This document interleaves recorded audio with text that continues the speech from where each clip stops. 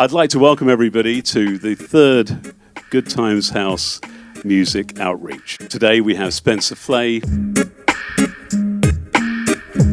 I'd like to start off with a very boring music industry question, which is what first drew you to music? Was it groupies, drugs, the promise of mountains of money and fame, or do you have a more noble quest?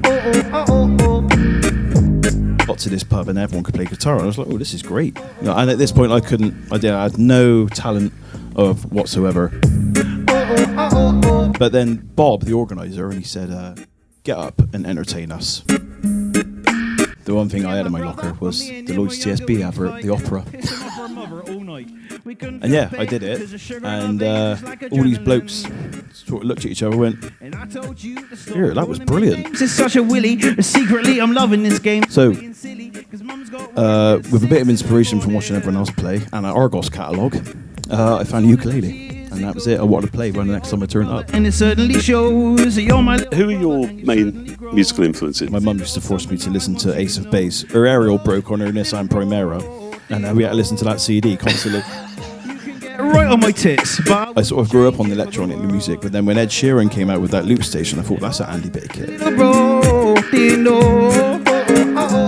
Tell us about some of the highlights so far then. I met Keith Allen a couple of years ago. He was up on his own, just going, yeah, brilliant. Now I've played there in the Love Fields, and he came up on stage with me because he was very supportive. I turned up to the Crown and there was people on horseback drinking, and I thought, this is very posh. Little brother got the blame when he was 5.5. Never meant to point the finger. People thought I was famous because all the cameras come to me when I got there, and it's very nice. They filmed me in work and they filmed me at Cotswolds as well, and it was, lovely experience. Felt to hold back a smile. How do you bring your material together? How do you write? And what's your main instrument for writing? Just to put a smile on her. The ukulele is always the main one for me because it's so easy. It's so easy to take around. It's so mobile. So I would play a progression of some chords, and I would see if it would hit me. It might remind me of the time that I did something that I felt particularly angry that day, or something like that. You can get right on my tits. I can take things quite well, but if you attack someone that I love, I feel defensive, and so that's where the lyrics come from. If you break my love, you'll certainly know about it. And that just reminds me of my wife having to go at a bloke. What do you hope your listeners take away from your music?